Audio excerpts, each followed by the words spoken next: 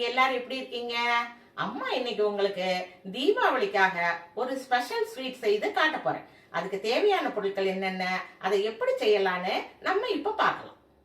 பால் 1/2 litre எடுத்து நல்லா சுண்ட காய்ச்சி எடுத்து வச்சிருக்கிறேன். 150 கிராம் நெய் எடுத்து வச்சிருக்கிறேன். முந்திரி பருப்பு தேவையான அளவு, கார்ன்ஃப்ளவர் மாவு இப்போ உங்களுக்கு தேவையான அளவு நம்ம போட போறோம்.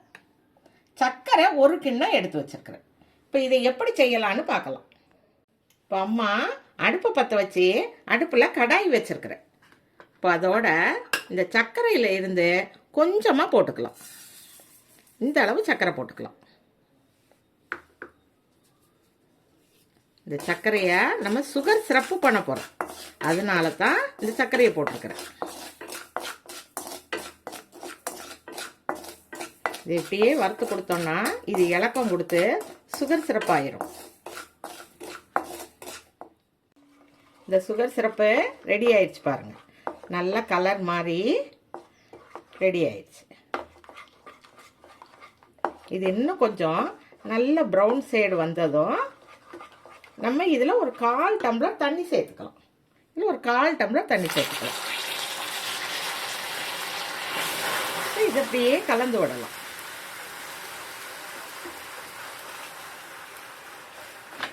இப்போ இதோட நம்ம எடுத்து வச்சிருக்கிற பாலை சேர்த்துக்கலாம்.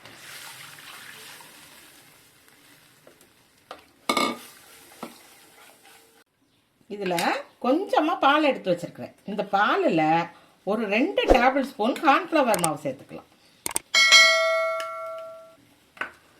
சேர்த்து இதை நல்லா கலக்கிக்கலாம். கட்டி இல்லாமல் நல்லா கெட்டியாக கலக்கிக்கலாம். இதை நல்லா கலந்து இதோட சேர்த்துடலாம். இந்த கொதிக்கிற பாலோட இந்த கார்ன்ஃப்ளவர் மாவை சேர்த்தாச்சு. இதை இப்போ நம்ம கைவிடாமல் கலந்து விட்டுக்கிட்டே இருக்கணும். இது நல்லா கெட்டியாகி வருது. இப்போ இதை கைவிடாமல் கலந்து விட்டுட்டு இருக்கணும். இப்போ இதோட சர்க்கரையை கலந்துடலாம்.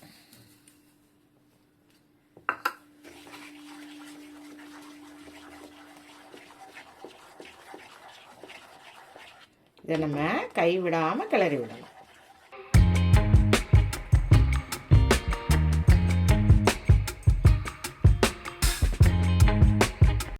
இப்போ உங்கள் எல்லாருக்கும் அம்மா என்ன ஸ்வீட் செஞ்சிட்ருக்கிறேன்னு தெரிஞ்சிருக்கும்.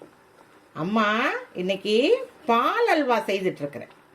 இந்த பால் அல்வா சாப்பிட்றதுக்கு அவ்வளோ டேஸ்டாக இருக்கும்.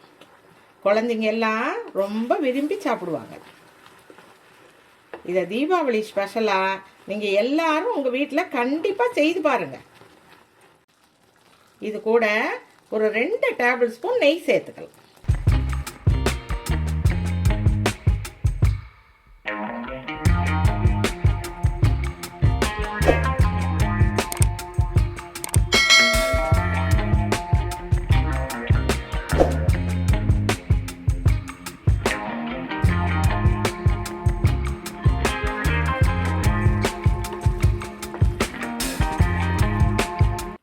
அல்வா எவ்வளோ கெட்டி ஆயிடுச்சு பாருங்க.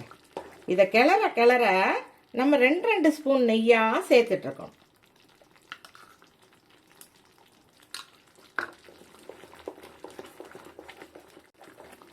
நம்ம அல்வா நல்லா கெட்டி ஆயிடுச்சு. இன்னும் பதம் வரல, இன்னும் பதம் வரணும். இன்னும் ஒரு 2 ஸ்பூன் நெய் சேர்த்துக்கலாம்.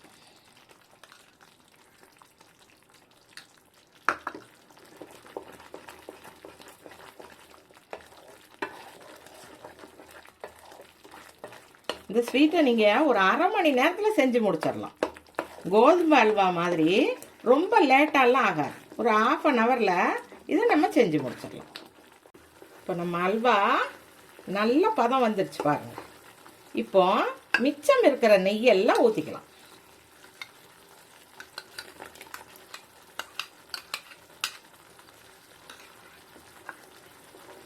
இன்னும் ஒரு 5 நிமிஷத்தில் இந்த அல்வா ரெடி ஆயிடும். சட்டியில் ஒட்டாமல் எவ்வளோ அழகாக பதம் வந்திருக்கு பாருங்க.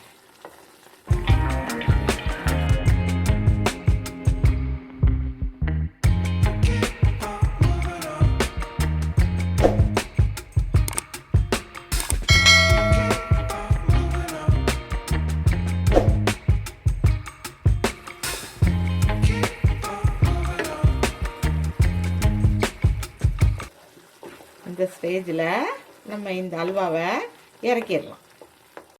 சின்ன கடாயில் 2 ஸ்பூன் நெய் ஊற்றி வச்சுருக்கிறேன். அதில் கொஞ்சமாக முந்திரி போட்டிருக்கிறேன். இதை இப்போ நம்ம பொரிச்சு அந்த அல்வாவோடு சேர்த்துடலாம். இது கலர் மாறுற வளர்க்கெல்லாம் நீங்கள் வறுக்க வேண்டாம். அப்படியே லைட்டாக வறுத்து போட்டிங்கன்னா போதும்.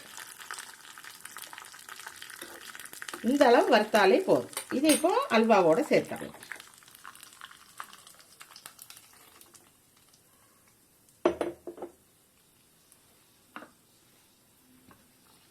இப்போ இந்த அல்வாவை கிளறி விட்டுருங்க.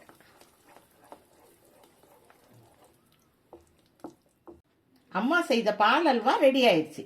நீங்கள் இப்போ தான் என்னோட சேனலை பார்க்குறீங்கன்னா கண்டிப்பாக எல்லாரும் சப்ஸ்கிரைப் பண்ணுங்கள். உங்கள் வீட்டில் இந்த அல்வாவை கண்டிப்பாக செய்து பாருங்கள். வணக்கம்.